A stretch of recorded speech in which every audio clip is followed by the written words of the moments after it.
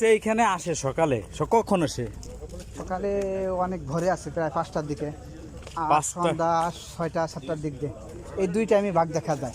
এটা কি ওরা রেগুলার আসে? হ্যাঁ, আপনাকে রেগুলার ওই যে বাঘ আইছে, পানি খাইছে, পাড়ার ছাপ দেখা যাচ্ছে। কবে? আর নতুন পুরন যেমন লাস্ট কবে আসছে? আপনার পরশুদিনকে আইছে লাস্ট, হ্যাঁ।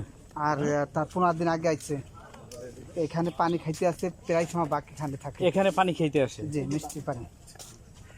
আচ্ছা, তাহলে ও ধরেন আপনি কখনো দেখেছেন বাঘ? আমি এখানে 9 মাসে 3বার দেখছি। আচ্ছা, তখন বাঘ দেখে আপনার অনুভূতি কি? বাঘ দেখে তো ভয় লাগে, যেহেতু অন্য কিছু না তো বাঘ। আচ্ছা, তখন কি আপনার বন্দুকের গুলি কি আপনি ফুটাইতে চান? এটা একবার দেখা হয়েছিল বাঘ, ওই বাঘ দেখে ওই সময় 2 রাউন্ড ফায়ার করছিলাম, বাঘ সরে গেছে। আর 2বার আইছি, আমি সিভিলে আইছি গোসল করতে, ওই সময় দেখা হয়েছে। ও মাই গড! তারপরে তখনও কত দূরে ছিল বা আপনি কোথায় ছিলেন? প্রায় 50 গজের মতো। হ্যাঁ, 50 গজ। ও মানে ও কি করছিল তখন? এই হোটেলের উপরে শুয়ে রয়েছে, আমরা ঘুরতে আইছি সকালে, হঠাৎ করে দেখে বাঘ দেখা। আর একবার দেখে ওয়াচ টাওয়ার থেকে নামতেছে। হ্যাঁ, ওই ওয়াচটারে? হ্যাঁ, দোতলা থেকে নামতেছে, আমরা গোসল করতে আসতেছি পুকুরে, ওই সময় আমাকে ধেয়ে নামতেছে।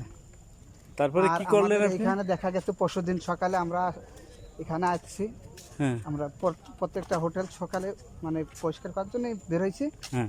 ওই সময় আমাদের ওইখানে দেখা গেছে বাঘ। আপনাদেরও দেখেছিল? হ্যাঁ, আমাদের দেখছি, আমরা দেখছি। হ্যাঁ, বলুন আপনি। লাস্ট কবে বন্দুকটা চলেছে? বন্দুক এই যে বললো কবে চালাইছেন? 2 মাস আগে ফায়ার করছি। ফায়ার করছে বাঘ দেখে। মানে এমনি টেস্টিং করেন দরকার যদি না চলে? ওরা অনেক দিন পর, অনেক দিন হয়ে গেলে আবার বের করিয়া হুম, ওই অনেক সময় জং জং হয়ে টেস্ট করা যায়। হয়, জি।